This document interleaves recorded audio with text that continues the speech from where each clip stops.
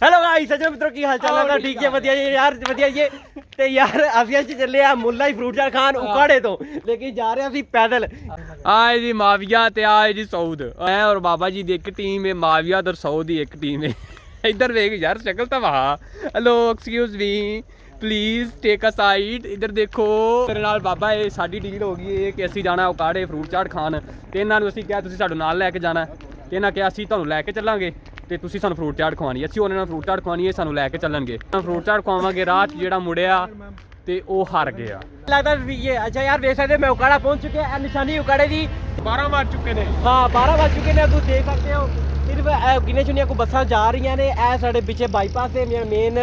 Bypass ਹੈ ਮੁਲਤਾਨ ਵਾਲਾ bypass ਤੇ ਅਸੀਂ ਜਾਣਾ ਹੈ ਉਕਾੜੇ ਹੋਣ ਸਾਨੂੰ ਕੋਈ ਨਹੀਂ ਪਤਾ ਕਿਵੇਂ ਜਾਣਾ ਹੈ ਤੇ ਆ ਸਾਡੇ ਸਾਊਦ ਭਾਈ ਨੇ ਜਿਹੜਾ ਨਾ ਥੋੜਾ ਜਿਹਾ ਦੋਸਤਾਂ ਨਾਲ ਕੋਈ ਡੀਲ ਚੀਲ ਪਾ ਰਹੇ ਨੇ ਕੋਈ ਇਥੋਂ ਦੋਸਤ ਆਏ ਨੇ ਖੜੇ ਹੋਏ ਨੇ ਸੁਣਿਆ ਵਾਗਾ ਆ ਰਹੀਆਂ ਨੇ ਇੱਕ ਬਾਈਕ ਤੇ ਦੋ ਜਣੇ ਆਏ ਨੇ ਕਿਉਂ ਜਣਾ ਨੂੰ ਲੈ ਵੇਖੋ ਕੀ ਹੋਏ ਜਾਂਦੇ ਹੋ ਅੱਛਾ ਯਾਰ ਤੁਹਾਨੂੰ ਦੱਸਣ ਲੱਗਾ कि आज मैं उकाड़े रात का टाइम 12 हो चुका है तो उकाड़े लैन के आए हैं सैनियों को जिस तरह बनाया कि उकाड़े मुला वाली फ्रूट चाट बहुत मशहूर है और कुछ वैसे एडी खाने नहीं मशहूर जो मैं 12 बजे आ गया लेकिन जो ना सानू मेरे दोस्त ने डेट दिता है कि असी जावांगे रात 12 बजे तो मेरा एक दोस्त है साउथ तो दोस्त भी है कज़न भी है लेकिन उन्हें कहा कि लैके मैं तुम जावांगा बोला फ्रूट चाट तुसीं खिलानी है असीं कहते कोई बात नहीं डन करो ठीक है तो डन करते नाल ही गल है कि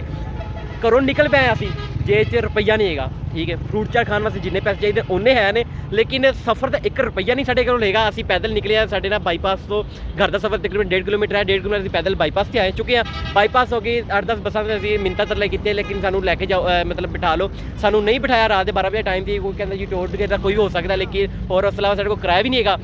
तो मुला चाट खाने वास्ते पहुँच चुके उकाड़ा शहर के अंदर अभी आ गए हैं रक्शे से अभी आए रक्शे से भाई बार्गनिंग कर रहे हैं रक्शे वाले नाल कह रहे हैं कि यार तुम किराया ज़्यादा ले रहे हो तो कोई घट कर लो इस तरह कोई बार्गनिंग चल रही है खैर वो उन्होंने सिर पीड़ है उन्होंने कवर कर लैंगे हो ਰਕਸ਼ੇ ਵਾਲਾ ਕਹਿੰਦਾ ਤੁਹਾਨੂੰ ਫ੍ਰੀ ਨੇ ਛੱਡ ਆਵਾਂ ਮੈਂ ਤੈਨੂੰ ਅੱਲਾ ਨੇ ਬਹੁਤ ਦੇਣੇ ਚੱਲ ਟੋਰ ਇਹਨੇ ਕਿਹਾ ਜੀ ਅੱਗੇ ਅਸੀਂ ਫ੍ਰੀ ਹੈ ਤੇ ਅੱਗੇ ਵੀ ਚਲੇ ਜਾ ਕੇ ਫ੍ਰੀ ਤੇਰੀ ਮਿਹਰਬਾਨੀ ਛੱਡ ਦੇ ਸਾਨੂੰ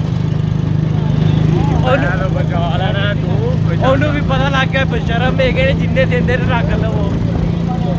लो जी इनू आते ने जलील प्रोग्राम मुल्ला जी तो पहुंच चुके हैं ऐसे साढ़े पीछे देख सकते हो मुल्ला जी खैर वो तो नज़र नहीं आ रहा होना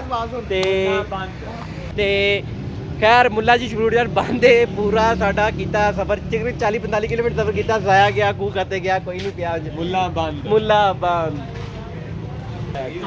sweet cream I love sweet ਤੇ ਪੈਸੇ ਪਹੁੰਚ ਚੁੱਕੇ ਆ ਤੇ ਲੈਰੀ ਭਾਈ ਨੇ ਡੀਲ ਕਰ ਰਿਹਾ ਅਸੀਂ ਉੱਤੇ ਜਾ ਕੇ ਬੈਠਨੇ ਭਾਈ ਕੀ ਡੀਲਿੰਗ ਭਾਈ ਹਲੇ ਤੱਕ ਯਾਰ ਅਸੀਂ ਜਦੋਂ ਵੀ ਚੀਜ਼ਾਂ ਖਾਂਦੇ ਨਾ ਅਸੀਂ ਭਾਈ ਨੂੰ ਮਨਾਉਂਦੇ ਹੋਏ ਭਾਜੀ ਮੰਗਾ ਨਾ ਲਾਓ ਕਹਿੰਦਾ ਭਾਈ ਬ੍ਰਾਂਡ ਹੈ ਸਾਡੇ ਹੱਥ ਨਹੀਂ ਹੈਗਾ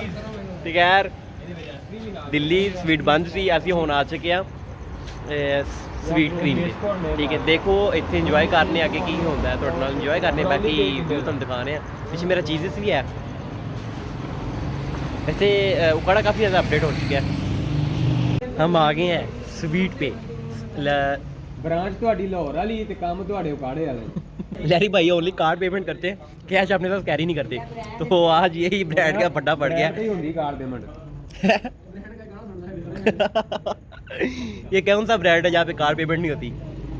अच्छा वो सिनेरियो ये बनाया कि हम खाने आए थे मुल्ला की चाट तो मुल्ला की चाट थी बंद थी आगे फिर हम आ गए देखते हैं कि क्या यहाँ का फेमस है तो फेमस हमें कुछ भी नहीं वैसे मिला कि जो हम इसको प्रेफर कर सकें तो आगे यही बनाया कि चाट खाने आए थे वो उसके लिए हम थोड़ी हमें एफर्ट भी की चला भी काफ़ी ज़्यादा तो तक भी गए थे थोड़ी प्यास लगी तो ये कहा कि चलो चाय वगैरह के साथ जो ना चाय वगैरह या इतनी गर्म या फास्ट फूड चीज़ नहीं तो थोड़ा सा ना ठंडा हो जाए तो इसके लिए फिर हमने यही बेस्ट लगा कि हम स्वीट क्रीम पे जाके जो है ना आइसक्रीम ऑर्डर की फिर हम ऑर्डर लेके अभी हमने रिसीव कर लिया है और हम जो है ना इंजॉय भी कर रहे हैं साथ ये देख सकते हैं तो इंशाल्लाह वापसी जाने का क्या सिनेरियो बनता है ये आपको साथ साथ हम व्यू करते रहेंगे बाकी एक चीज़ भाई को ये समझ नहीं आ रही कि इतने ज़्यादा जो है ना इनके हैं वेटर इतने ज़्यादा है और जगह हमें खाली नज़र आ रही उधर भी गए हैं वो फारिग बैठे हुए थे खाने तो लहरी भाई को ये फिगर डर लगी हुई है ये उनके जो पैसे कहाँ से पूरे करते हैं तो ये उन्हें ही पता है आप दे उनका काम वही जिसका काम उसी को सांचे ओके अल्लाह।